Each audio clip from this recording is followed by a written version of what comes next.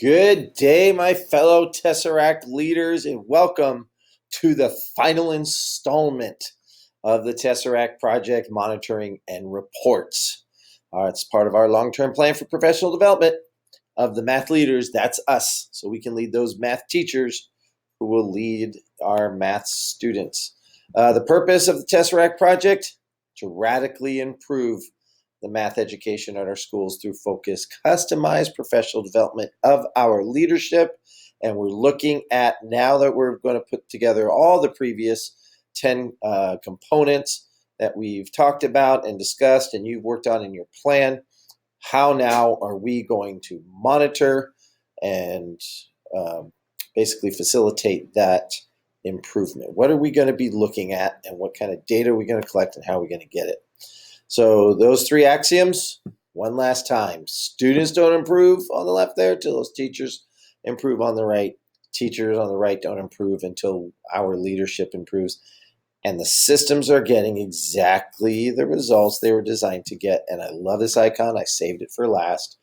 I love that picture at the bottom. It implies that the system, the power to change the system, control it, manipulate it, is totally within our hands, our control. We can redesign the system to get the results that we want. And the final symbolism of Tesseract is perspective. I'm going to get nerdy on you again. I'm going to get really mathy. Here we go. On the left, you see a cube. Cube is 3D. I can take a cube and create what's called a net. A net is 2D. It's a 2D representation of the 3D object. So if you took any one of those yellow objects, you'll notice they all have 6 squares, and you were to fold them up along those lines, you'd make that box. So for example, take this one, far left, middle row. If you can imagine that that square is the bottom of the box, and I fold up the left and the right side and the back side, and I fold along this line, this becomes the front side, and that lid flops over on the top, and this folds into that cube. So we can think about the cube from looking at its two-dimensional representation. We can think about its 3D existence. Now remember, the Tesseract, it exists in the fourth dimension. However, we can unfold it, and its net would be in 3 dimensions. So a 3-dimensional object, its net is in 2 dimensions. A 4-dimensional object, its net is in 3 dimensions. Remember, the hypercube has 8 cubes. And so you'll notice in this object there are 8 3D cubes. One 4D hypercube is made up of 8 3D cubes. So the idea is that even if we cannot see something from looking at it one direction, we can think about it in another way. So, and that whole idea of the net and the 3D, I'm going to tell you, little itty bitty ants use this all the time. I want you to imagine this cube is a room. So here's the ceiling, there's the wall, there are the walls, floor at the bottom, and there's ants, and they're coming in through a crack in the corner of this room, and they're going to come and they're going to exit the room through a crack up in the upper corner of this room. And you'll notice that the ants don't necessarily follow a line like this and then like that and then like that, but they're going along the wall, and then when they hit the corner, they change the general angle of ascent. I'm always wondering, like, why don't they just go what would look like straight from this angle? Well, it's because the ants are not looking at a 3D box. The ants are crawling on a 2D surface. And if you were to take that cube and open it up into a 2-dimensional net, what the ants are doing going from point A to point B by walking like this is actually walking a straight line. They have found by doing that the shortest distance for those 2 points. Now in 3D space, they would have to cut through the cube. Now you couldn't do that unless you had wings. So if you're going to crawl along the 2-dimensional surface, then they have found the shortest route. Oh, pretty smart for a bunch of ants. So what are we going to do? We're just going to look at the problem differently. So that's why this symbolism for us, we're bringing it in now because we're going to be looking at monitoring and reports, and I'm going to be asking the question, what do we want to be looking at? Now again, it's not on the notes particularly, very similarly to the way grading was, but we're going to be looking at things that are going to tell us about the system that we want to know things about. So And a lot of what I'm going to share you comes from this goal, or from this book, The Goal, by Dr. Eli Goldratt. And this became famous in manufacturing in this country and had a lot to do with systems. And again, he's the one that really pushed the idea that systems are getting exactly the results that you would expect them to get. And so he says in his book that the goal, capital T, capital H, capital E, see how it says that in the title? The goal is continuous improvement. That's ultimately what you're after. And so he talks about it much like a factory, an assembly line in a factory, that you got these stations and these machines, and you put material into A and you get this material, and you put it into B and you get this material. And then he said, then there's some kind of bottleneck and you're only getting this material coming out. So in the book, they were talking about how this machine, there was a story in here where this machine was producing a lot of inventory, but this machine here, these two machines would produce the inventory. This machine here could only, whatever it was, assemble it or package it, put these two parts together here, and it can only go so fast. What the factory managers were looking at was they spent a lot of money on these two machines, so one of these machines running 24/7 so they can get as much of the money's worth out of these machines. The problem is they were building up their inventory that couldn't move out the front. It was actually costing their bottom line. So as they were trying to get the most value out of the machines, they were getting the least amount of profit at the end, because they were looking at these two things and making decisions on how to maximize the output of these two machines instead of looking at maximizing the output of the whole system. So, in this particular example, they dialed these two down to a point where this could keep up, and then the flow of the material was much better.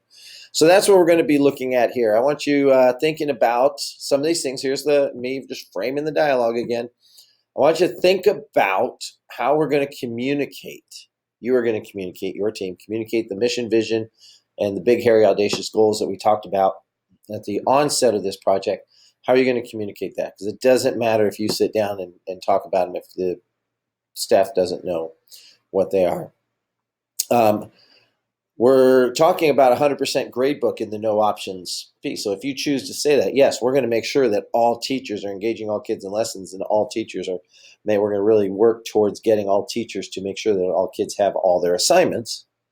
Well, then you want a report that says what percentage of the teachers actually have a 100% gradebook, or how close are all the teachers to getting a 100% gradebook? Do we have 70% of the kids that have a 100% gradebook? And then next year, do we have 75? Are we improving in that area? You're not going to arrive there tomorrow. So what Dr. Goldratt's saying is we want to be looking for continuous improvement, but we need some kind of feedback to tell us if we're getting that. The demographics of enrollment. So can we see more Black and brown students in the accelerated and compacted classes? Can we see fewer special ed students being ostracized? I'm going to use that word intentionally, in a pull-out situation instead of being pulled in. Are we going to see a lot more EL clusters in classes that is a detriment to their education? So we don't want that kind of stuff going on, so let's monitor it. What about late start protocols? So we talked in this project about the protocols, how we want teachers behaving in the late start meetings. All right, who's doing it? How are we monitoring that? Are we actually seeing that? Do they get to listen to us tell them what they should be doing, and then they get to do whatever they please anyway? And what about data? So if we say we want you to collect data, are we asking to see the data that they're looking at? Are we going to be present in those meetings?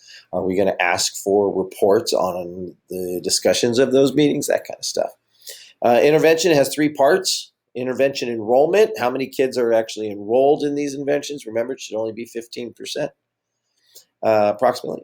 Intervention participation. We enroll 15% of them, of the kids, but only 2% actually show up.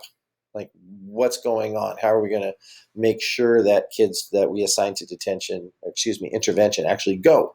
Because that's part of the no option piece as well.